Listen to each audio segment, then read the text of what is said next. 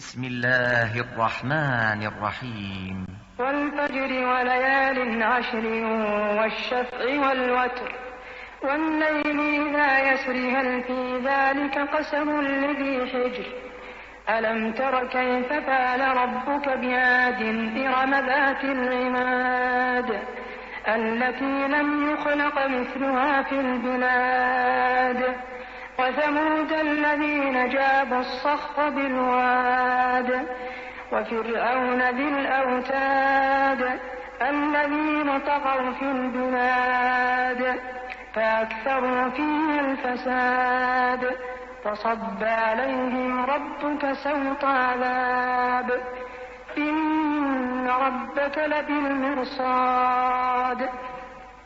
فأما الإنسان إذا ما ابتلاه ربه فأكرمه ونعمه فيقول ربي أكرمن وأما إذا ما ابتلاه فقدر عليه رزقه فيقول ربي أهانن كلا بل لا تكرمون اليتيم ولا تحاضون على طعام المسكين وتأكلون التراث أكلا لما وتحبون المال حبا جما كلا إذا دكت الأرض دكا دكا وجاء ربك والملك صفا صفا وجيء يومئذ بجهنم يومئذ يتذكر الإنسان وأنى له الذكرى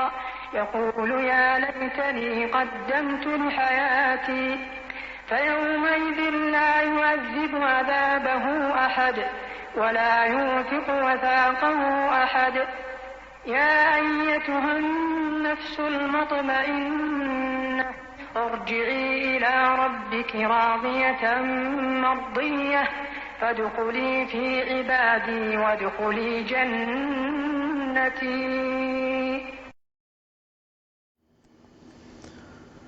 الحمد لله والصلاة والسلام على رسول الله وعلى آله وصحبه ومن والاه. رب اشرح لي صدري ويسر لي أمري واحلل عقدة من لساني يفقه قولي. اللهم لا سهل إلا ما جعلته سهلا وأنت تجعل الحزن إن شئت سهلا. Mes chers frères et sœurs, assalamu alaikum wa rahmatullahi wa barakatuh. Je suis, comme d'habitude, plus qu'honoré de partager ce live avec vous en votre compagnie en ce vendredi soir. Et j'invoque le Seigneur Azza wa Jal qui nous accorde de la grâce et la réussite et sa clémence dans cette vie et dans l'autre. Et comme le veut notre habitude, je commencerai toujours par le rappel, suivi par la question du jour, et ensuite nous enchaînerons sur une série de questions, 10 en tout, pour, Inch'Allah Ta'ala, ensuite clôturer notre live d'aujourd'hui. Peut-être juste une petite remarque, je reçois énormément de questions.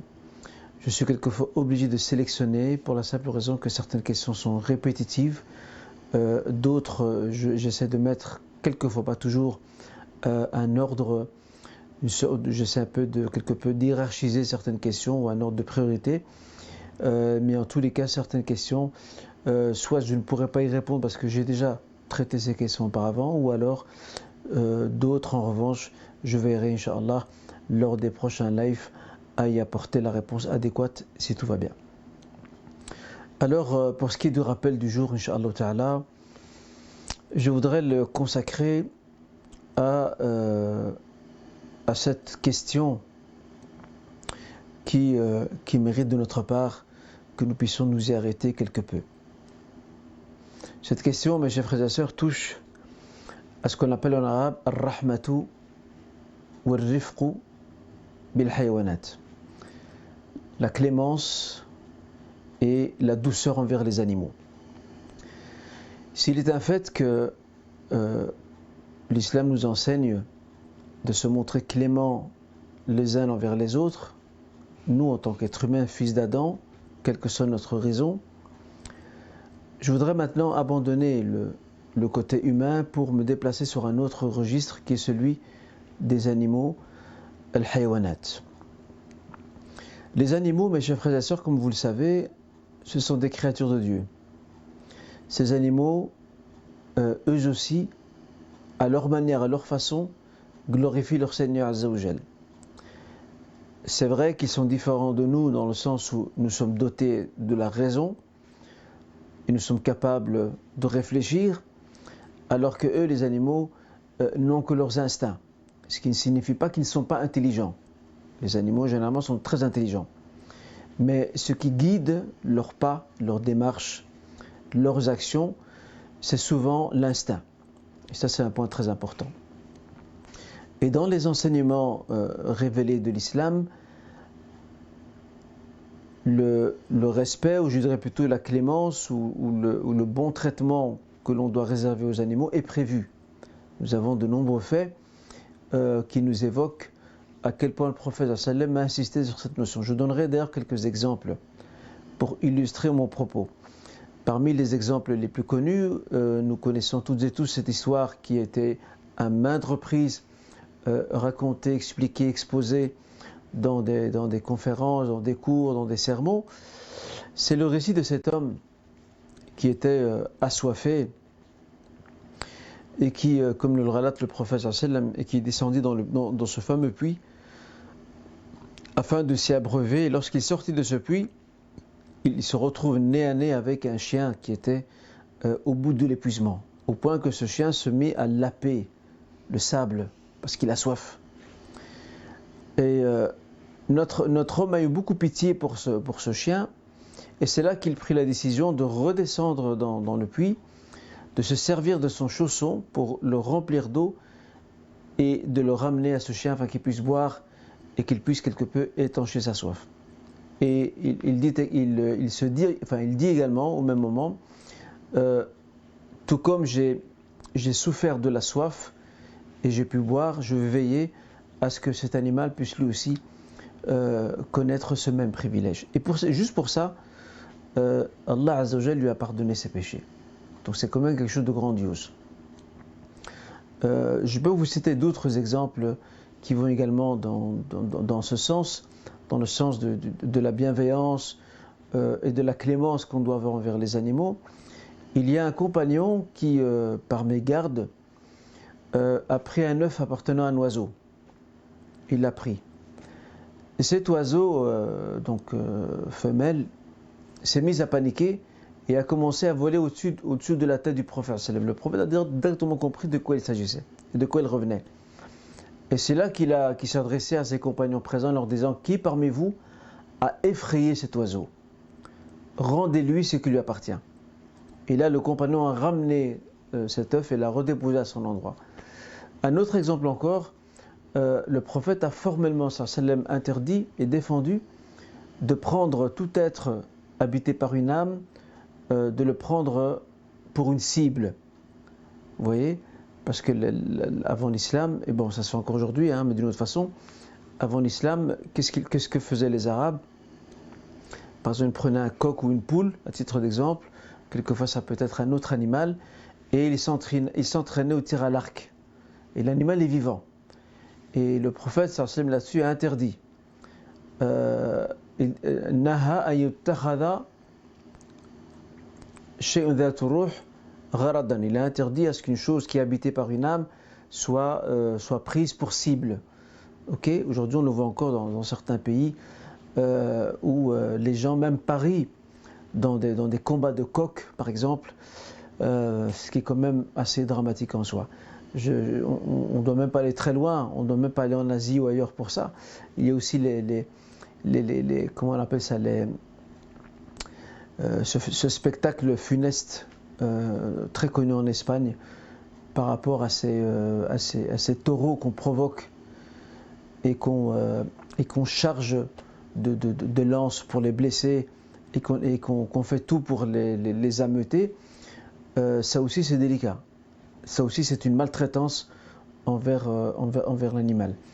Le prophète sallam a observé un homme qui s'apprêtait à égorger donc son mouton. Et tandis qu'il allait égorger son mouton, un autre mouton attendait et observait. Et là le prophète fit la remarque à cet homme en lui disant: tu as tué ton animal ou tes animaux, tu les as tués plusieurs fois. Parce que le simple fait qu'il permette à l'autre animal de voir la bête immolée c'est déjà une frayeur et un choc pour cet animal-là. C'est pour ça que parmi les bienséances dans ce qu'on appelle le sacrifice, qu'il soit lié à la naissance ou qu'il soit lié à la fête de sacrifice ou lié à d'autres circonstances, normalement on fait tout pour cacher, on fait tout pour veiller à ce que les autres animaux ne voient pas, n'observent pas le sacrifice en cours. Normalement c'est comme ça que ça se passe, mais hélas de nos jours, vu que c'est l'appât du gain qui compte le plus dans les structures industrielles et qu'on veut le rendement le plus rapide, ces choses-là ne sont pas, dans la plupart des cas, ne sont pas du tout respectées. À ce sujet toujours, le prophète sallam demandait, il disait Inna Allah qad kataba al-ihsan ala kulli shay. Dieu a prescrit la bienfaisance envers toutes choses. Il dit فإذا قتلتم فأحسنوا القتلة وإذا ذبحتم فأحسنوا الذبحة وليحد أحدكم شفرته وليرح ذبيحته. Dieu a prescrit la bienfaisance envers toutes choses. Si vous êtes amené à tuer quelque chose, ben faites-le avec ihsan, bienveillance. Et si vous êtes amené à sacrifier, immoler, faites-le également avec bienveillance. Et que l'un d'entre vous aiguise bien son couteau et qu'il mette à l'aise sa bête. Il y a beaucoup d'autres exemples. Malheureusement, le temps que nous avons ne nous permet pas de pouvoir les aborder et les traiter. Mais il existe beaucoup d'autres exemples qui démontrent à quel point les enseignements révélés de l'islam insistent énormément, bien avant l'apparition des sociétés protectrices des animaux, ce qu'on appelle les SPA. L'islam insiste sur le traitement des animaux. Malheureusement, les musulmans sont souvent en porte-à-faux par rapport à ces enseignements. Je vais donner deux exemples. Le premier exemple, c'est ce qui se passe dans les abattoirs lors de la fête du sacrifice. Et malheureusement, il y a des vidéos qui ont circulé pendant des années montrant certains sacrificateurs musulmans sans aucun scrupule maltraiter les moutons qu'ils étaient sur le point de sacrifier. Ça, c'est le premier exemple. Le deuxième exemple que je voudrais aussi citer afin d'illustrer mon propos. Donc on a donné l'exemple de ces fameux moutons. Le deuxième exemple que l'on observe beaucoup dans les pays du Maghreb, parmi les enfants, les bambins, il suffit qu'un chien passe dans un quartier pour qu'il soit le pauvre lapidé par les gamins du quartier. Donc il est maltraité. Quelquefois on lui tend un piège. J'ai pu voir ça au Maroc à plusieurs reprises. C'est qu'on lui met une sorte de boîte de conserve. Et bon, généralement ces chiens de quartier sont des chiens qui ont faim. Lorsque ce chien voit cette boîte de conserve, ben, logiquement il s'y dirige en espérant y trouver de la nourriture. Le problème, c'est que lorsqu'il y met sa tête lorsqu'il y met sa tête, il reste bloqué dans cette fameuse boîte de conserve. Il reste bloqué. Et c'est là que les gosses en profitent pour commencer à le frapper, le lapider, etc. Ça pose quand même un grave problème. Et ça démontre à quel point il y a une véritable déficience dans nos programmes d'enseignement, dans les sermons, dans l'éducation des enfants également.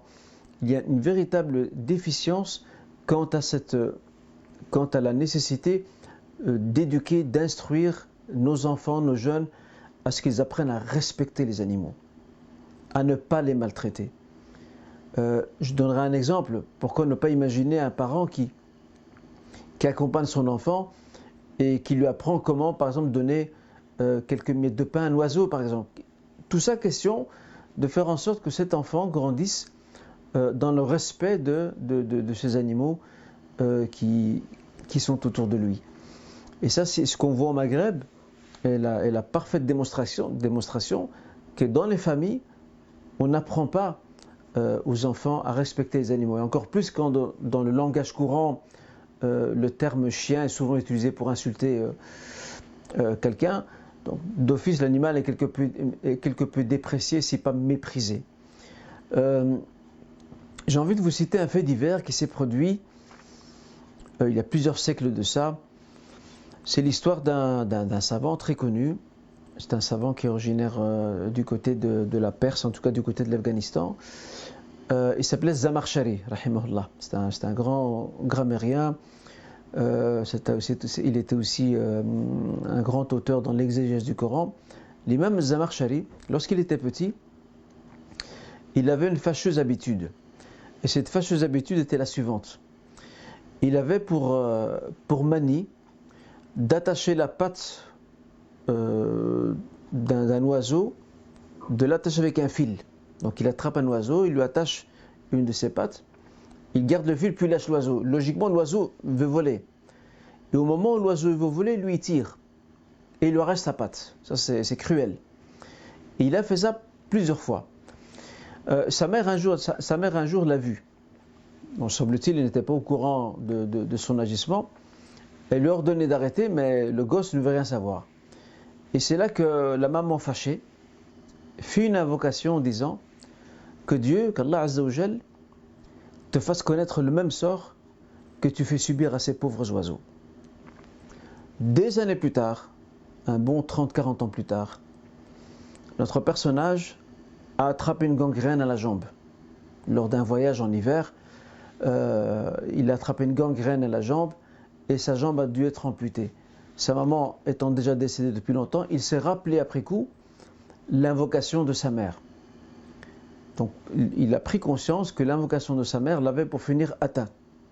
Donc il se retrouve avec une jambe amputée, tout comme lui-même prenait plaisir d'arracher la patte de ces oiseaux, de ces pauvres oiseaux, dont il maltraitait et quelque part il torturait également par cette méthode plus que cruelle.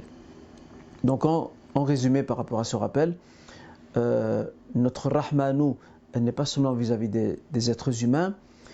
Notre rahma, notre clémence, cette culture de la clémence, thaqafatul rahma, nous devons la traduire aussi avec les animaux et ne pas les maltraiter. Je m'arrête là-dessus, Inch'Allah, et je voudrais vous présenter un livre. C'est un livre que j'avais acheté il y a quelques années. Franchement, je ne sais plus dans quel pays j'étais. En tout cas, c'était un pays arabe. Le titre m'avait attiré parce que je l'ai trouvé très intriguant. Et donc, j'ai pris la décision d'acheter le livre. Alors, je l'ai gardé bien au chaud dans ma bibliothèque pour attendre le jour adéquat pour pouvoir le lire et le découvrir. En fait, c'est ce livre-ci. D'ailleurs, je vais vous traduire le titre de l'ouvrage. L'ouvrage s'appelle Tafdilul Kilab ala kathiri mimman labisa thiyab. La préférence faite aux chiens par rapport à un nombre de personnes qui portent des vêtements.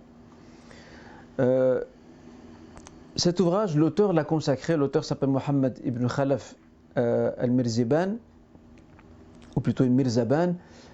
L'auteur dans cet ouvrage, il consacre toute son étude à ce qu'on appelle les qualités des chiens. Certains se posent la question, mais pourquoi a-t-il écrit un livre consacré aux chiens et à leurs qualités et leurs mérites? En fait, l'auteur voulait se consoler lui-même. Il voulait s'auto-consoler, si vous voulez.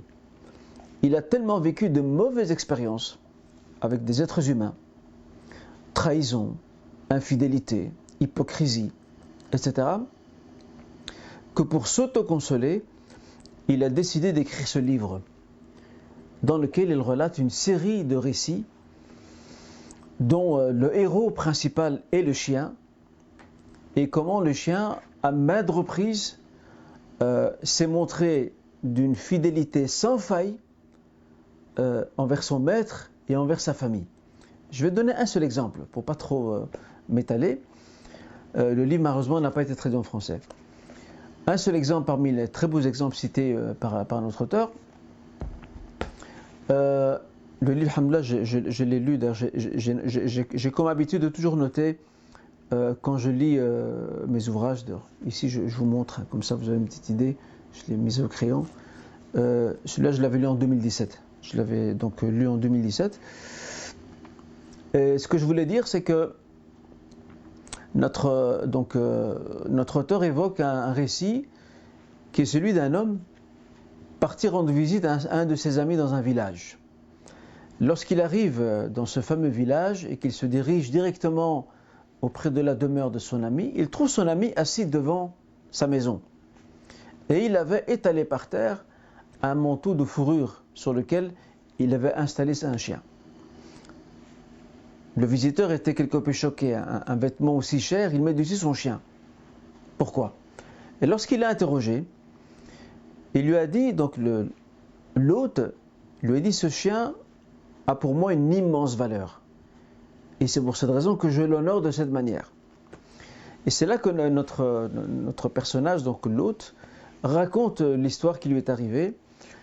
Il dit qu'il y a des années de cela, lorsqu'il n'était pas très religieux, il était parti avec un ami à lui. Ils avaient fait un voyage en dehors du village. Il s'était aussi adonné à la boisson alcoolique. Tous les deux étaient ivres. À la seule différence près, c'est que son ami, ce fameux ami, l'a agressé en fait. Il l'a agressé, il l'a frappé, il lui a volé son argent, tout ce qu'il avait comme argent sur lui. Il lui a attaché les mains derrière le dos et il l'a poussé comme dans une sorte de ravin et l'a laissé là, il est parti. Mais Dieu merci, la pauvre victime, donc le fameux hôte, son chien était à ses côtés à ce moment-là. Donc le chien il essaye de mordre sur les nœuds pour détacher son maître, il n'y arrive pas. Que fait le chien? Il file vers le village le plus proche. Et lorsqu'il entre dans ce village, il se met à aboyer. Les gens ne savent pas ce qui se passe. Quelqu'un a trouvé la bonne idée de lui jeter une galette de pain, en se disant il a sûrement faim. Et que fait le chien? Il prend la galette de pain et il revient chez son maître et il la lui met dans sa bouche pour pas qu'il meure de faim. Et ça pendant 3 jours. Pendant 3 jours de suite, au point que celui qui lui lançait les galettes s'est montré quelque peu intrigué. Comment cela se fait-il que ce chien ne consomme jamais cette galette ici dans le village? Il part avec cette galette à chaque fois, avec cette galette. Et il a décidé cette fois-ci de le suivre. Et en fait, le chien n'est pas doté de la faculté de langage.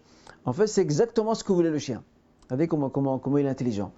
Il voulait ramener ce villageois avec lui pour qu'il puisse l'aider à libérer son maître.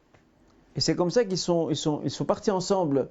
Donc le chien devant et le villageois intrigué s'interroge qu'est-ce qui se passe, pourquoi le chien part avec la galette, que se passe-t-il?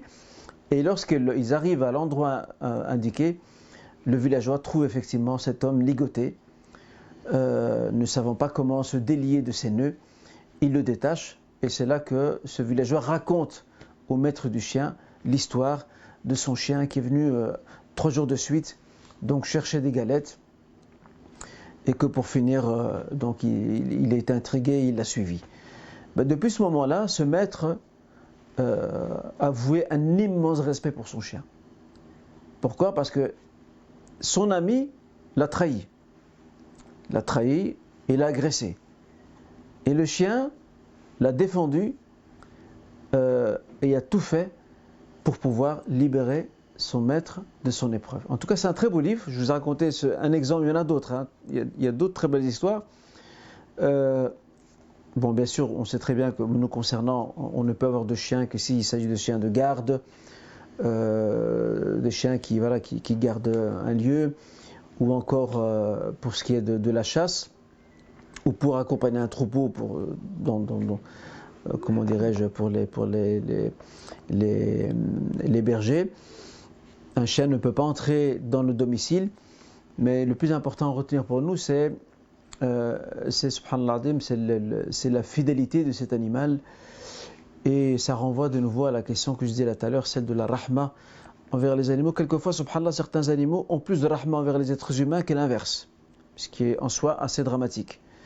Walhamdulillah. Ceci pour le rappel du jour. Donc, en résumé, il faut qu'on éduque nos enfants, il faut que nos écoles arabes, nos mosquées, nos discours, les sermons, etc., il faut qu'ils reviennent très souvent sur cette notion de respect des animaux. Il faut que les enfants aussi, dans nos feuilles, grandissent là-dessus. Et pas que demain on ait des surprises, qu'un gosse qui se met à lapider un chien ou à chercher à le frapper. Déjà, depuis sa plus tendre enfance, il faut qu'on leur apprenne, ou depuis leur plus tendre enfance, il faut qu'on leur apprenne à respecter l'environnement, à respecter les animaux. Je ne parle pas des animaux dangereux, nocifs, qu'il faut tuer sans torturer. Mais je parle d'autres animaux comme les chats, comme les chiens par exemple, de les respecter. D'accord ? Ça vaut pour bien d'autres choses, comme je l'ai indiqué dans mon rappel il y a quelques instants. Nous allons passer maintenant à la question du jour. La question du jour, je voudrais revenir sur l'une des questions de notre live que j'avais traitée il y a je pense il y a un mois, si pas plus. C'était par rapport à ces fameux dessins animés manga. Il y a beaucoup de jeunes qui aiment ce genre de dessins animés. qui les suivent avec frénésie, dirais-je. Un frère m'a interpellé, d'ailleurs je le salue ici, je le remercie à la fois. Il m'a interpellé dans le sens où il voulait qu'on insiste un peu plus sur le danger qu'il y a quelquefois derrière certains, je ne suis pas un expert dans les dessins animés manga, mais en tout cas certains dessins animés manga méritent qu'on s'y méfie parce qu'ils véhiculent certaines croyances qui sont en porte-à-faux avec les nôtres. Ils véhiculent aussi quelquefois des choses qui ne sont pas du tout pudiques. Un langage également non approprié peut être aussi adopté dans ces fameux dessins animés. L'essentiel que j'ai envie de dire par rapport à ça, ces points-là, j'en avais déjà parlé, ou ces remarques-là, ces points de vigilance, je les avais déjà évoqués précédemment, mais je me permets quand même une fois de plus d'insister dessus. À savoir que, à partir du moment où ces dessins animés véhiculent des croyances erronées, du polythéisme ou je ne sais quoi d'autre, ils véhiculent la débauche ou l'immoralité, c'est clair que nous, en tant que musulmans, nous ne pourrons pas regarder ce genre de dessins animés, parce que nous avons aussi une éthique et des principes à préserver. Et j'ajoute un dernier point là-dessus, il est très important, mes chers frères et sœurs, de donner à chaque chose son temps. C'est dommage de voir des frères qui sont obnubilés par ces dessins animés manga, ils sont capables de rester dessus matin et soir. Moi je dis qu'ils perdent leur temps. S'ils regardent un petit moment ces dessins animés à titre de divertissement, peut-être même il y a un des dessins animés qui est instructif, et ça c'est ce qu'il faut privilégier à la limite, c'est qu'il y a un dessin animé par exemple instructif qui nous apprend quelque chose. Ça c'est l'idéal. Mais quand bien même on va l'inscrire dans le permis mubah, d'accord, et qu'il est de l'ordre du divertissement pour se détendre un peu. Ok, mais il ne faut pas que cela prenne le dessus sur nos autres engagements, sur notre temps qui est précieux. Il faut chaque chose lui donner sa juste mesure. Et ne pas laisser ce genre d'activité absorber tout notre temps au point qu'on en oublie l'essentiel. L'essentiel au niveau de notre dîn, l'essentiel au niveau de nos responsabilités familiales, conjugales, etc. etc. Voilà, ces précisions me paraissaient importantes concernant ce petit rappel, Inch'Allah. Alors, nous allons maintenant passer à nos questions, mais peut-être avant de passer à nos questions, permettez-moi juste une chose importante, pas que j'oublie. Je voulais vous présenter un autre livre, très intéressant, qui s'intitule Le fiqh des réseaux sociaux. Le fiqh des réseaux sociaux. Donc l'auteur c'est Omar Osman, Principes islamiques intemporels pour naviguer à l'âge du digital. Comme vous le savez, les réseaux sociaux, l'internet et les réseaux sociaux ont envahi la vie de bien d'entre nous. Pour certains, c'est des moyens, des instruments pour travailler ou pour étudier ou pour faire des recherches. Pour d'autres, malheureusement, ça leur dévore tout leur temps matin et soir. Ils sont tout le temps dans un état d'addiction à leur téléphone, donc Instagram, Snapchat, Facebook et j'en passe des meilleurs. Et en fait, ici, l'auteur a voulu un peu recadrer ces choses-là d'un point de vue éthique, religieux et spirituel. En tout cas, je vous le recommande, le fiqh des réseaux sociaux. Il pose quelques principes fondamentaux qui nous permettent de mieux cadrer notre utilisation de ces moyens extraordinaires et formidables de la technologie que nous connaissons aujourd'hui. Voilà. Alors, la première question, je ne vous cache pas que le rappel que j'ai fait aujourd'hui, je ne l'ai pas fait par hasard, parce qu'il n'y a jamais de hasard, mais je l'ai fait parce que la première question est quelque peu en lien avec le rappel de notre jour, ou de notre soirée. La question est la suivante. D'ailleurs, c'est une question très anecdotique qui m'a été posée il n'y a pas très longtemps.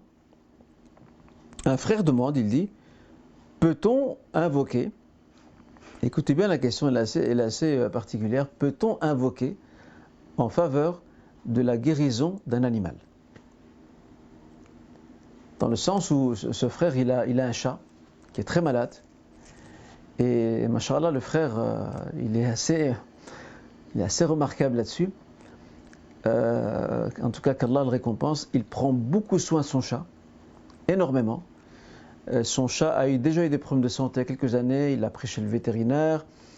le vétérinaire a détecté, suivant les radios qui ont été faites, il a détecté une tumeur chez le chat et il a dit à son maître, il a dit écoutez, moi je vous suggère de ne pas gaspiller de l'argent, vous pouvez le piquer et puis voilà, c'est terminé, l'euthanasier. Et le frère a refusé, il a dit non. Et il a payé une grosse somme pour soigner le chat. Et le chat subit une opération. Et donc le médecin, en tout cas le vétérinaire, a réussi à arracher, alhamdoulilah, la tumeur. Et le chat, donc alhamdoulilah, il a repris de ses forces. Et c'est vrai que le chat, même le frère raconte, il dit depuis que j'ai financé son opération et que j'ai pris soin de lui, depuis ce moment-là, il est encore plus attaché à moi qu'avant.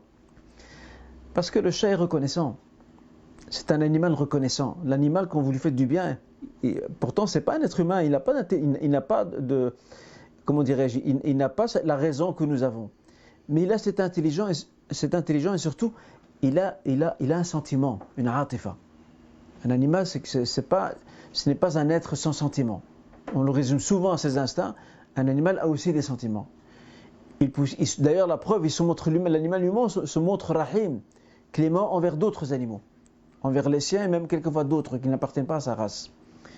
Et donc le frère, son chat est de nouveau malade, et cette fois-ci d'une manière beaucoup plus sérieuse. Donc là, il a entrepris une série de démarches pour essayer encore de le soigner, Inch'Allah. Et il s'interrogeait tout bonnement. Il pose la question, il dit est-ce qu'on peut invoquer, demander à Dieu, Allah Azza wa Jal, qu'il accorde la guérison au chat. J'ai répondu au frère, je dis écoute, islamiquement parlant, à ma connaissance, rien n'interdit d'invoquer pour son animal, demander à Allah subhanahu wa ta'ala qu'il guérisse l'animal. Et quelque part même, ça fait partie de la rahma. Si Allah Azza wa Jal prend soin d'un animal blessé, il le protège, il veille sur lui, le temps qu'il se remette, comme on dit, sur pied.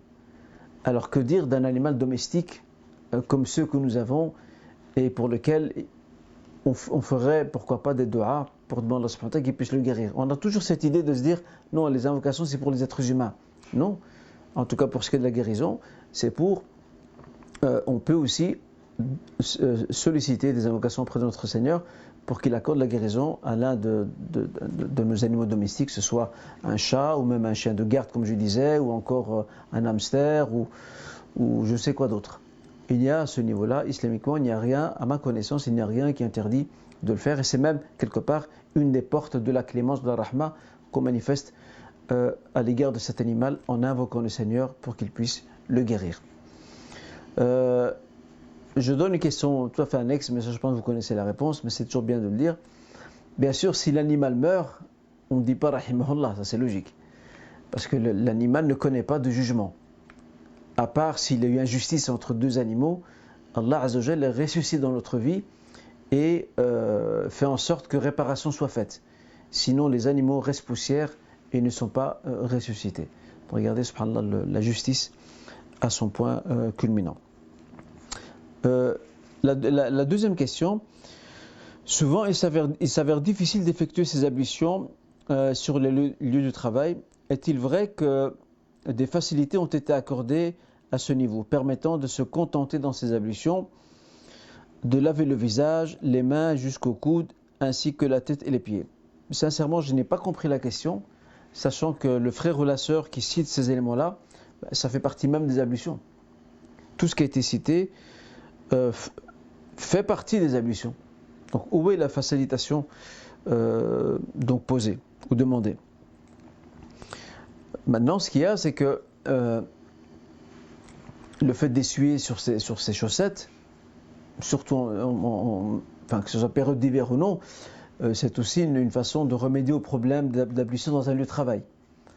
Donc au lieu de retirer ses chaussettes ou ses bas, de mettre son pied dans l'évier pour faire ses ablutions, on peut très bien passer, imbiber ses doigts d'eau et passer ça, effleurer donc ses bas ou ses chaussettes sans aucun problème. Tout comme dans certains cas exceptionnels, je dis bien, pour une sœur qui travaille et qui porte son hijab dans un lieu de travail,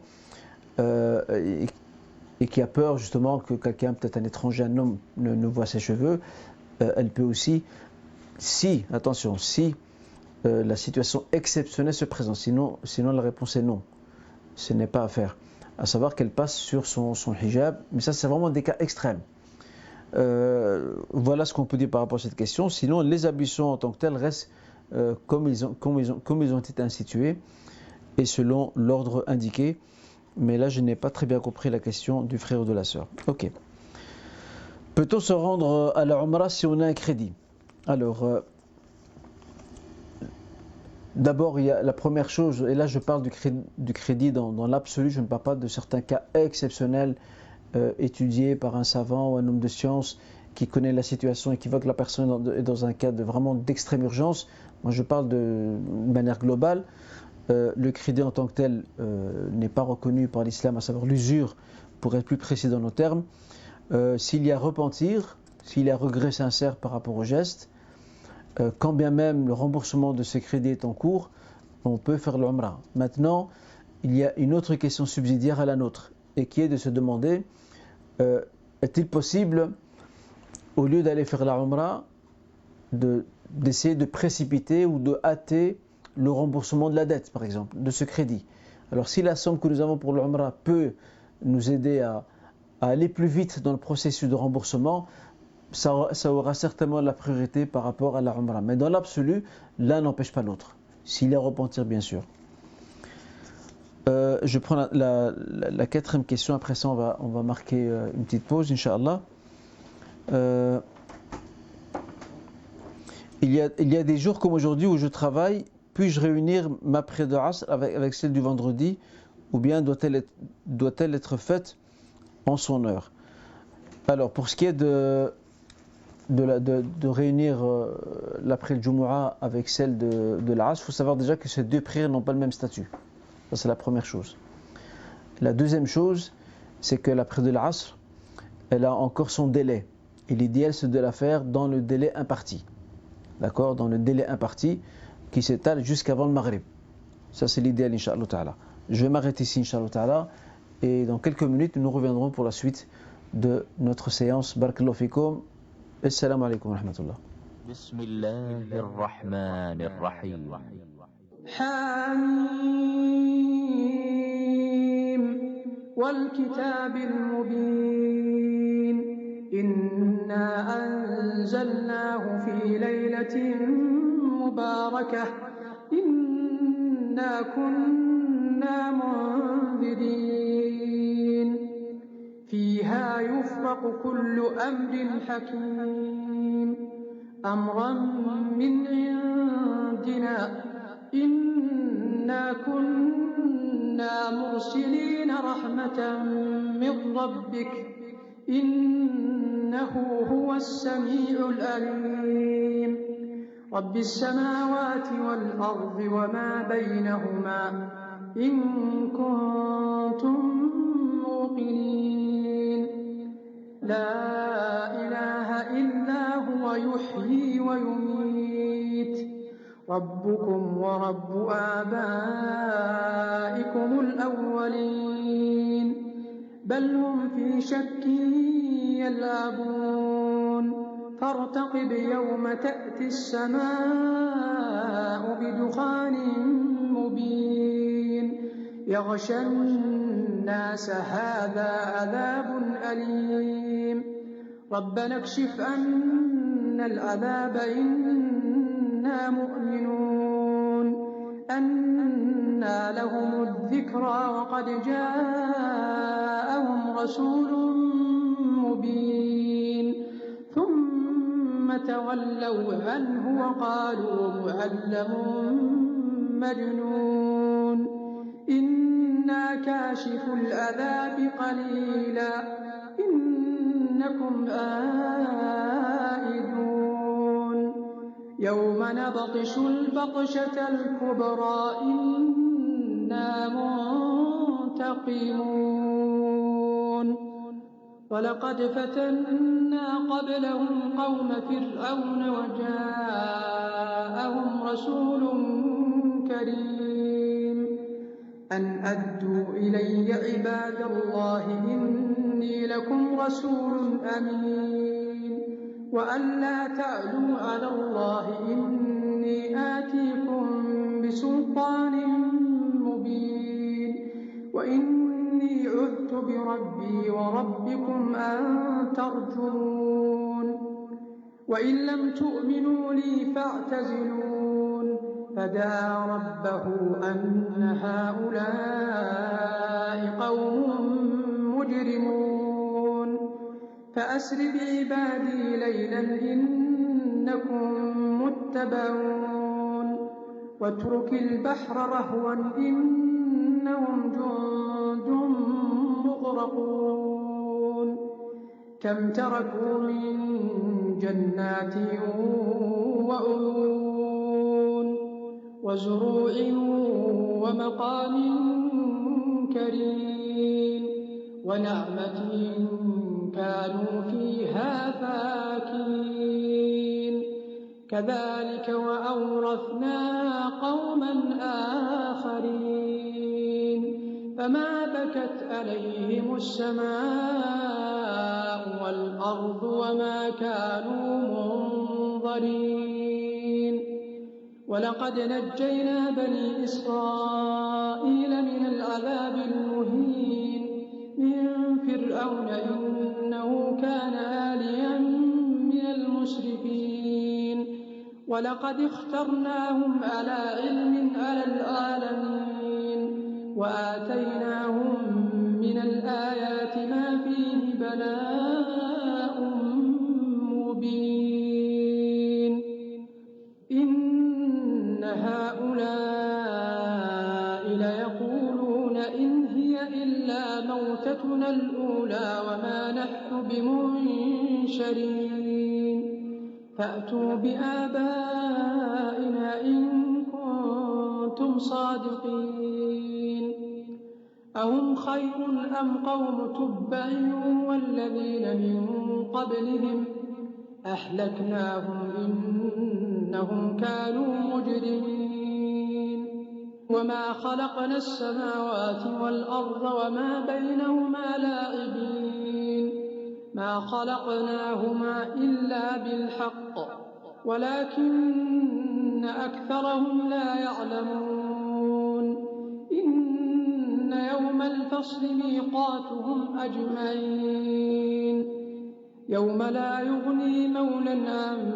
مولى شيئا ولا هم ينصرون إلا من رحم الله إنه هو العزيز الرحيم إن شجرة الزقوم طعام الأثيم كالمهل يغلي في البطون كغلي الحميم خذوه فاعتلوه إلى سواء الجحيم ثم صبوا فوق رأسه من عذاب الحميم ذق إنك أنت العزيز الكريم إن هذا ما كنتم به تمترون إن المتقين في مقام أمين في جنات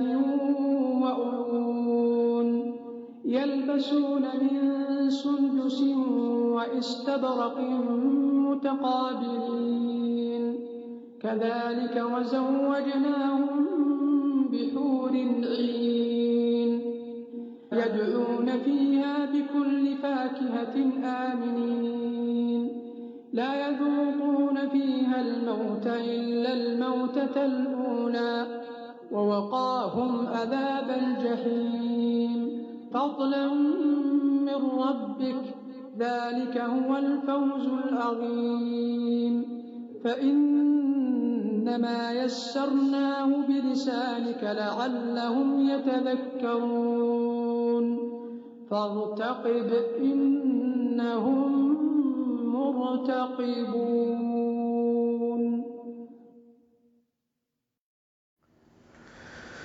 Bismillah ar-Rahman ar-Rahim, alhamdulillah, wa salatu wa salam ala rasulillah wa ala alihi wa sahbihi wa man wala. Mes chers frères et sœurs, je vous souhaite une fois de plus la bienvenue. Permettez-moi de revenir sur la question traitée avant la petite pause concernant les ablutions. Notre frère Omar, qui est aujourd'hui avec nous ici, a attiré mon attention sur un petit détail qui peut être celui qui représente le fond de la question même, parce que la question ne me paraît pas du tout claire. Probablement que le frère ou la sœur qui posait cette question voulait savoir est-ce qu'il fallait absolument passer par la phase de ce qu'on appelle l'istinja. L'istinja qui est le fait de nettoyer ses parties intimes lors des ablutions. Ça, c'est une idée reçue très répandue au sein de notre communauté, où beaucoup de gens croient qu'avant de commencer les ablutions, ils doivent d'abord passer par cette phase de ce qu'on appelle l'istinja, ce qui n'est pas vrai. L'istinja, c'est uniquement quand une personne fait ses besoins, uniquement. Sinon, en temps ordinaire, on fait nos ablutions normalement. Et je pense que c'est peut-être ça, Allah alam, peut-être ça que le frère ou la sœur sous-entendait à travers sa question, dans le sens où est-ce qu'on peut se passer de cette étape-là et directement aller sur les actes habituels ou les actions habituelles des ablutions. Ça doit être probablement ça, wallahu alam. Alors, passons maintenant à la 5e question. Concernant le livre des dettes, le frère fait allusion au livre des dettes, c'est le livre que j'avais présenté avant l'été, un livre de dettes écrit par un frère, que Dieu le récompense, et qui permet à toute personne qui prête de l'argent ou qui en reçoit, toujours à titre de prêt, de notifier tout ça, la date, l'échéance, les témoins et ainsi de suite. Donc notre frère ici, semble-t-il, s'est procuré ce livre. Il dit, concernant le livre de dette dont je me suis procuré, si je ne suis pas en mesure de réclamer la dette après la mort de l'un de nous deux, dois-je lui dire ou en faire part à un témoin de manière à ce qu'il n'y ait pas de mauvaise volonté de payer? En fait, il faut savoir que les témoins servent à ça d'une part, et deuxièmement, en cas de décès, qu'il s'agisse du décès du créancier ou bien de l'emprunteur, la responsabilité incombant cette fameuse dette revient aux proches du défunt. Donc je prends pour exemple, une personne décède, cette personne est créancière, c'est elle qui a prêté la somme, elle décède, ses proches, c'est pour ça que notre frère, que Dieu le récompense, pose une très bonne question. La présence de ce livre aide énormément, parce que s'il y a décès, la famille n'est pas toujours censée savoir que leurs proches défunts avaient des dettes ou a prêté de l'argent à quelqu'un d'autre. Dans ce cas-là, ce genre de livre permet effectivement d'identifier à qui le défunt devait de l'argent s'il était emprunteur, ou qui lui doit de l'argent s'il est créancier. Et ce sont toujours les proches qui doivent faire la démarche à sa place. Donc si c'est le créancier qui décède, les proches vont aller retourner vers le livre des dettes, ils vont voir un peu qui doit de l'argent à leur défunt. Et si c'est le contraire, si c'est l'emprunteur qui décède, sa famille devra aussi voir à qui remettre les dettes afin d'acquitter leur défunt là-dessus. Et malheureusement, c'est un aspect qui est très souvent négligé dans nos familles. Je me rappelle, j'en avais parlé il y a un petit temps de cela, je me rappelle du décès du papa d'un frère que je connais assez bien. Et en fait, le frère, le jeune, qui a perdu son père, il m'a à un moment donné, le jour même de la prière funéraire, avant que la prière funéraire ne soit célébrée, il est venu vers moi, on est assis dans la mosquée, et il est venu me consulter. Il me dit voilà, écoute, voilà, mon père est décédé, mais je n'ai aucune idée si mon père avait des dettes ou si des gens lui devaient de l'argent, je n'en sais absolument rien, et je ne veux pas que mon père parte chargé de dettes qu'il doit à des gens. Et il fréquentait beaucoup la mosquée où la prière a été célébrée. J'ai dit à ce jeune, écoute, ce que tu vas faire, tu vas te lever, aller voir l'imam officiel de la mosquée, tu vas lui faire part de la situation et peut-être lui fera un petit mot avant de commencer la prière funéraire. C'est exactement ce qui s'est passé. Donc l'imam, Allah Jazé Bikhair, a pris le micro et avant de avant de célébrer la prière funéraire, il a lancé un appel aux fidèles en disant voilà, ce papa, c'est quelqu'un qui fréquentait la mosquée, beaucoup de fidèles le connaissent. Donc si quelqu'un lui devait de l'argent ou s'il devait de l'argent à quelqu'un, qu'il se manifeste auprès de son fils qui est ici. C'est quand même des situations délicates. Et malheureusement, beaucoup de musulmanes n'ont pas souvent ce réflexe d'avoir soit un testament écrit déjà à l'avance ou encore d'avoir ce livret de dette. Et moi je pense, pour moi, j'estime que ce livret de dette écrit par le frère en question, qui est disponible même sur Amazon, vous pouvez le trouver. Moi j'estime que ce livre-là doit être présent dans tous les foyers. Et surtout dans les foyers où il y a où les proches font beaucoup de transactions, ils prêtent, ils empruntent, etc. Il doit être présent parce qu'on ne sait pas l'avenir de quoi il est fait. Voilà ce qu'on peut dire par rapport à cette question, Inch'Allah Ta'ala.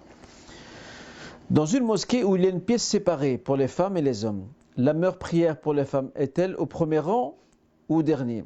Ici, le frère ou la sœur qui pose la question se réfère certainement à ce hadith prophétique dans lequel le messager disait, sallallahu alayhi wa sallam, khayru sufuf ar-rijal awwaluha wa sharruha akhiruha wa khayru sufuf an-nisa akhiruha wa sharruha awwaluha. Le meilleur rang pour les hommes c'est le premier, le plus mauvais c'est le dernier.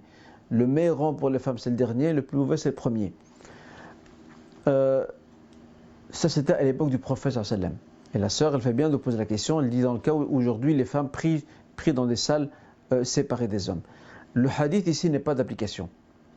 D'ailleurs l'imam al-Nawawi, qui est l'un des grands savants de l'islam, appartenant à l'école shafi'ite, rahimahullah, il avait en son temps soulevé ce point-là, en disant que ce hadith s'applique dans une situation où les hommes et les femmes se retrouvent dans la même mosquée, comme c'était le cas à l'époque du prophète sallallahu alayhi wa sallam. À l'époque du prophète sallallahu alayhi wa sallam, il n'y avait pas de mur qui séparait les hommes des femmes.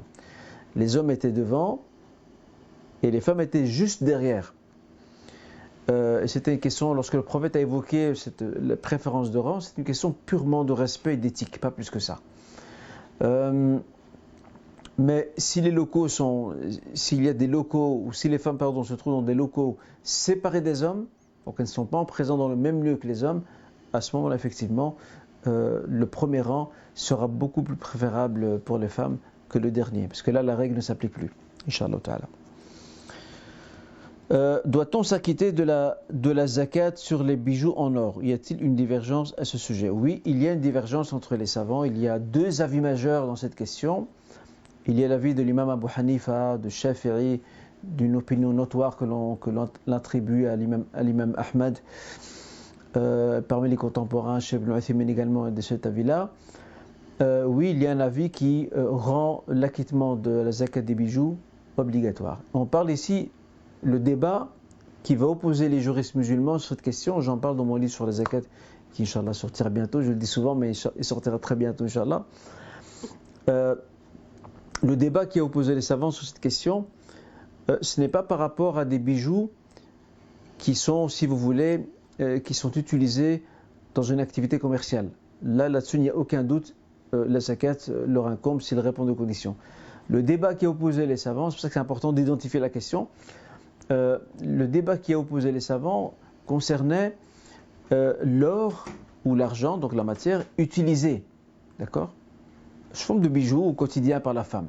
Et là, comme je disais, il y a les deux avis. Il y a l'avis d'Abu Hanifa, de Shafi'i, de Ahmed et d'autres qui le rendent obligatoire parce que pour eux, à partir du moment où c'est de l'or et de l'argent, ils sont assujettis donc à l'obligation de la zakat, comme l'indique la généralité d'une série de textes coraniques et prophétiques allant dans ce sens. Puis il y a un autre avis qui semble être quelque peu majoritaire, qui lui indique que les bijoux, donc les bijoux utilisés par la femme au quotidien, en or et en argent, ne sont pas concernés par les zakat. Pourquoi? Parce que ce sont des bijoux qu'elle utilise, au quotidien. Ils font partie de ses effets personnels. Il n'y a aucune activité valorisante derrière ces bijoux portés. Le but n'est pas de les vendre, d'accord, de les mettre, comme on dirait, sur l'étalage pour une activité commerciale. Donc pour ces savants-là, ils estiment que c'est une exception à la règle les versets ou les versets coraniques et les hadiths prophétiques qui parlent de l'or et l'argent et qui imposent la zakat concernent l'or et l'argent qui sont assujettis à une activité commerciale, un négoce. Mais quand il s'agit d'objets personnels, comme le fait d'avoir sa voiture ou sa maison, ils représentent une exception à la règle. Et ça, Allah alam, ça paraît l'avis le plus juste. Mais si une sœur veut quand même donner, par prudence ou par précaution ou par acquis de conscience, elle veut quand même donner la zakat sur les bijoux en or ou en argent, elle peut bien sûr toujours le faire, Inch'Allah. Peut-on prier dans une voiture en étant assis durant toute la prière quand on ne trouve pas d'autres endroits? Et peut-on prier dans une toilette en fermant le couvercle si on ne trouve pas d'endroit où prier afin de ne pas, alors ici, ou prier à l'intérieur afin de ne pas retarder la prière? Alors ici, il y a deux remarques importantes. La première remarque concerne la prière assise. Il faut savoir que la prière faite debout représente l'un des piliers fondamentaux de la prière. C'est un pilier fondamental de la prière. La prière doit être célébrée debout. La seule exception qui a fait l'objet d'une dérogation, c'est le cas d'une personne malade et qui n'a pas de force pour se lever pour prier. Là, le prophète dit Salli qa'iman fa in lam tastati' fa qa'idan fa in lam tastati' fa 'ala jamb. Prie debout si tu n'arrives pas assis et si tu n'arrives pas couché. D'accord? Mais là, le hadith parle d'une personne malade. Dans l'absolu, le frère ou la sœur qui pose la question doit faire tout son possible pour célébrer sa prière en étant debout, à moins qu'elle ait peur pour elle-même. Je pense que je crois que c'est la question d'une sœur, à moins qu'elle ait peur pour elle-même ou qu'il n'y a pas du tout d'endroit où prier. Il n'y en a aucun où prier. Je ne vous cache pas, c'est plutôt rare ça. Il n'y a aucun endroit où prier. Ou alors il y a danger pour la propre personne. Pas la honte des gens qui vont le regarder ou la regarder en train de prier. Ça, c'est pas important. Mais qu'il y a vraiment danger, quelqu'un peut l'agresser ou une chose de ce genre. À ce moment-là, on peut éventuellement, je dis bien éventuellement, concéder à cette prière qui pourra se faire de manière assise à titre de darura, de nécessité extrême. Sinon, de se faire debout. Pour ce qui est de prier dans une toilette, c'est une question à laquelle j'avais déjà répondu avant. Le prophète a indiqué dans un hadith que tous les emplacements de la terre sont des lieux purs, sauf deux endroits, c'est le cimetière et quand on dit pur, c'est-à-dire un endroit où on peut prier. Hormis le cimetière et ce qu'on appelle également le hammam. Le hammam, nombre de savants tirent un peu le concept en longueur en incluant dedans aussi les toilettes. D'ailleurs, le terme hammam aujourd'hui, on l'utilise pas seulement pour le hammam, donc le bain public, on l'utilise aussi pour les toilettes également. Ok ? L'endroit ici, ce n'est pas l'idéal, donc c'est un endroit à éviter, parce que la toilette c'est le lieu des shayatines comme on le sait.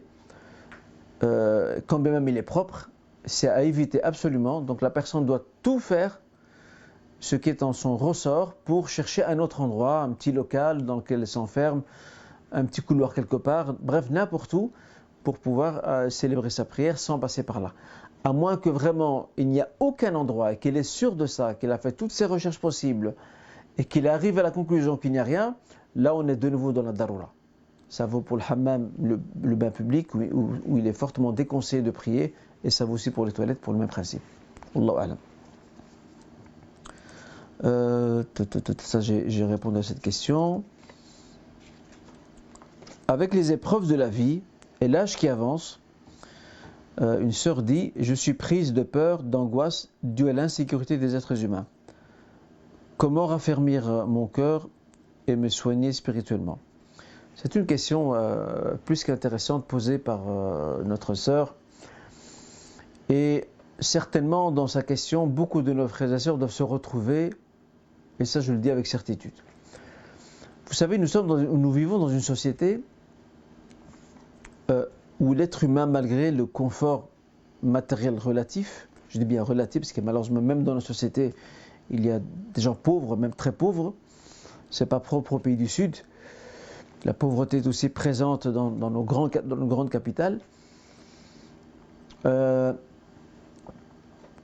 Effectivement, dans nos sociétés dans lesquelles nous vivons, nous, en tant qu'êtres humains, qu'on soit musulmans ou non, le système dans lequel nous sommes nous a beaucoup fragilisés. Parce qu'il y a, à cause de la crise économique, la crise sociale, il y a beaucoup de peur chez les gens par rapport au lendemain. Peur de perdre son boulot, de perdre sa maison, surtout pour les personnes qui font des crédits, qui après ils perdent leur travail, ils ne sont plus capables de payer leur crédit, peur pour leurs propres enfants, leur avenir. Et ça, faites attention, ce n'est pas propre à des musulmans. Il y a même des non-musulmans, peut-être pas pour les mêmes raisons, mais il y a même des non-musulmans qui ont peur pour l'avenir de leurs enfants. Parce que la société devient de plus en plus violente, de plus en plus égoïste, de plus en plus matérialiste. Et de ce fait, il y a cette crainte, effectivement. Alors, nous concernant, comment devons-nous agir face à ces peurs et ces angoisses qui fragilisent quelque peu notre rapport à l'autre et notre rapport à la société et à la vie de manière générale. La première chose sur laquelle on doit absolument travailler, c'est la confiance en Dieu. Avoir cette confiance sans faille, que l'on appelle al-yaqin. Avoir cette confiance sans faille que rien ne se produit dans cette vie sans que Dieu ne le décide. Ça, c'est la première chose. Deuxièmement, bien sûr, le croyant est invité à mettre en œuvre toutes les précautions nécessaires afin de se prémunir de certains méfaits. Il est appelé à essayer à veiller à ce qu'il puisse quelque peu sécuriser son espace, dans la mesure du possible. J'en viens à un autre point, qui touche à la notion du rizq, de nos moyens de subsistance. Aujourd'hui, il y a des frères et aussi des sœurs, enfin moi je parle plus de frères que je connais en tout cas, il y a des frères qui ont peur de l'avenir. Pourquoi ? Parce qu'ils font leurs calculs. Il y a des applications ou même des sites sur lesquels ils peuvent faire certains calculs afin de se projeter dans l'avenir par rapport à leur pension. Ils voient que leur pension sera des cacahuètes. Et ça, c'est très problématique. Pourquoi c'est très problématique ? Parce que nous commençons à avoir une approche très très matérialiste des choses. Et on oublie que le risque avant tout, Allah Azza wa Jalla l'a déjà garanti à chacun d'entre nous, sans exception. Même les animaux dont je vous parlais là tout à l'heure, même les animaux, leur risque à eux, leurs moyens de subsistance, Rabbul Alamin l'a déjà garanti pour eux. Donc déjà ça c'est un point très important pour nous. Cette peur entre guillemets, de se retrouver pauvre à l'âge de la pension après tant d'années de travail, je ne dis pas qu'il ne faut pas s'en inquiéter, mais en même temps j'ai envie de dire que le risque en tant que tel, c'est Dieu qui le définit. Nous, on doit juste mettre en œuvre ce qu'on peut mettre en œuvre, ce qui est dans nos capacités. Mais l'avenir de quoi sera-t-il fait ? Ça, ce n'est pas à nous de le rechercher. Nous, on agit au jour le jour, avec conscience, avec foi, avec piété, avec solidarité envers les autres, en cherchant toujours à plaire à Dieu, et le reste appartient à Dieu. Et ce qui est certain, que ce soit le risque, que ce soit la maladie ou n'importe quoi d'autre, c'est que si Allah Azza wa Jal a prédestiné une épreuve à quelqu'un, c'est qu'elle va arriver. Ce frère ou cette sœur peut remuer les terres, elle va arriver. Si cette épreuve ne lui était pas prédestinée, elle ne lui arrivera pas même si le monde entier est retourné, sens dessus-dessous. J'espère, Inch'Allah, que ce point est bien compris. Et j'ai envie d'ajouter, par rapport à la question du risque, de la santé, etc., ça c'est un waswas shaitani. C'est une insufflation de shaitan. Inna shaitan ya'iduhumul faqr. Dans le Coran. Ainsi il est dit. Satan leur promet la pauvreté. En fait, parmi les stratagèmes de Satan, c'est de faire peur à l'homme. De lui faire peur par rapport à son avenir. Tu vas devenir pauvre, tu seras dans la misère, dans la difficulté, etc. Et c'est comme ça qu'il perd confiance en Dieu et il perd confiance en lui-même. Or, dans ce genre de situation, ce qui m'importe moi, en tant que croyant, c'est aujourd'hui. Demain, oui, bien sûr, je peux toujours planifier pour demain, après-demain, dans une semaine, dans un mois, dans un an, il n'y a aucun problème. Faire des projets, ce n'est pas un souci. Mais en même temps, sur le futur lointain, ou plutôt le futur lointain, celui-ci ne m'appartient pas. Ce n'est pas le mien. Ça, c'est Dieu qui décide. Et Personne ne sait. Il y a combien de gens, vous en connaissez certainement plus que moi, combien de frères et de sœurs qui travaillaient et qui pensaient à leur pension, ils ne sont jamais arrivés à la pension, ils sont morts avant. Je termine sur cette invocation prophétique qui, quelque part, subhanallah, elle ramène chaque chose à son niveau. Le prophète sallallahu alayhi wa sallam avait pour habitude de dire dans l'une de ses invocations وَلَا تَجْعَلِ الدُّنْيَا أَكْبَرَ هَمِّنَا. Ô Seigneur, ne fais pas que la dunya, la vie d'ici-bas, soit le plus grand de nos soucis. Eh bien, je pense que chacun d'entre nous, dans ses prosternations, dans ses invocations, devrait répéter cette invocation-là. وَلَا تَجْعَلِ الدُّنْيَا أَكْبَرَ هَمِّنَا. Ne fais pas que la dunya soit, Seigneur, ne fais pas que la dunya soit la plus grande de mes préoccupations, au point que ma vie, je vois ma vie d'une façon très morose, très sombre, très terne. Non. La vie continue. Le prophète disait, Ibn Abbas, il lui disait, Ma akhta'aka lam yakun yusibak, ce qui t'a affecté comme épreuve ne devait pas te rater. Wa ma asabak, ou plutôt, Ma akhta'aka lam yakun yusibak, une épreuve qui t'a à peine effleuré, c'est qu'elle ne t'était pas prédestinée. Wa ma asabaka lam yakun yukhti'ak, et ce qui t'a affecté comme épreuve, elle devait t'atteindre, et elle ne s'est pas trompée de cible. Donc moi j'avance dans le cours de la vie, je fais ce que je dois faire, le mieux que je peux, Inch'Allah Ta'ala, et mon destin, je le laisse entre les mains de Dieu. Et je me rappelle une chose, c'est que mon risque à moi, mes moyens de subsistance, ils sont entre les mains de mon Seigneur Azza wa Jal. Et c'est cette confiance-là qu'on doit construire aujourd'hui dans un monde très matérialisé comme le nôtre, où les gens font plein de calculs et à la fin ils dépriment. Donc je place ma confiance en Dieu, ça ne m'empêche pas de faire des projets pour le futur, pourquoi pas, mais avant tout je place ma confiance en Dieu et puis je fais l'effort qui s'inscrit dans les limites de mes capacités, Inch'Allah. Voilà ce qu'on peut dire par rapport à ça. J'arrive, Inch'Allah, sur la dernière question avec laquelle on va clôturer, Inch'Allah, notre live. Un frère dit, je montre mon opposition à certaines pratiques de nos mamans dans nos pays d'origine. Comme par exemple le fait de donner des biens à un marabout pour prier pour Allah. Est-ce un manque de respect envers nos mères? Dans nos familles et surtout dans l'ancienne génération, nos parents, que Dieu les préserve s'ils sont encore vivants et qu'il leur accorde le rahma et al-maghfira, la clémence et le pardon s'ils ne sont plus de ce monde. La génération de nos parents et grands-parents ont grandi dans un certain milieu où le savoir n'était pas très répandu, où l'analphabétisme et l'illettrisme étaient monnaie courante, où l'accès au savoir était quasi impossible, à part pour une élite de gens aisés, riches, qui pouvaient se permettre d'offrir une scolarité à leurs enfants et de veiller à ce qu'ils aillent très loin. Généralement, c'était dans les villes, beaucoup moins dans les villages. Et ce qui fait qu'il y a beaucoup de pratiques erronées qui se sont répandues parmi les gens, parmi les musulmans qui pensent bien faire, qui n'y voient aucun mal. Lorsqu'on est sûr qu'une pratique n'est pas correcte ou qu'une attitude n'est pas correcte,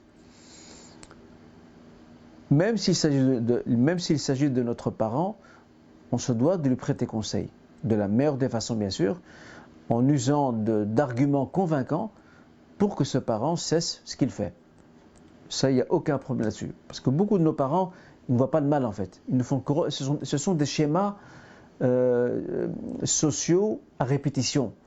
Ils ont vu leurs parents faire ça, ils ont vu leur environnement. Tout le monde dans leur environnement faisait ça. Alors ils se disent si c'était mauvais, ben pourquoi ils le font? C'est comme ça parce que vu qu'ils ne sont pas instruits, c'est comme ça qu'ils raisonnent. Et aussi, hélas, on va dire la complicité quelquefois de certains imams qui se taisent ou qui sont eux-mêmes complices dans ce genre de situation en encourageant ces pratiques qui, à bien des égards, certains d'entre elles en tout cas, contredisent de manière flagrante nos principes religieux ou notre croyance ou un autre aspect de notre dîn. Donc je dirais aux frères qu'il n'y a aucun souci, au contraire. Il se doit de conseiller, s'il parle ici de sa mère, il se doit de conseiller sa mère de la meilleure des manières, dans le respect, dans l'affection, dans la considération, avec des arguments convaincants. Et après, la maman, c'est elle qui est responsable devant Dieu de ce qu'elle pose comme acte, Inch'Allah Ta'ala. Voilà, barakallahu fikoum, mes chers frères et sœurs, pour votre écoute attentive. Et je vous donne rendez-vous, Inch'Allah, à notre prochain live, la semaine prochaine, vendredi prochain, au même rendez-vous. Jazakumullahu khairan. Passez une bonne soirée, un bon week-end. Prenez soin de vous. Wassalamu alaikum wa rahmatullah.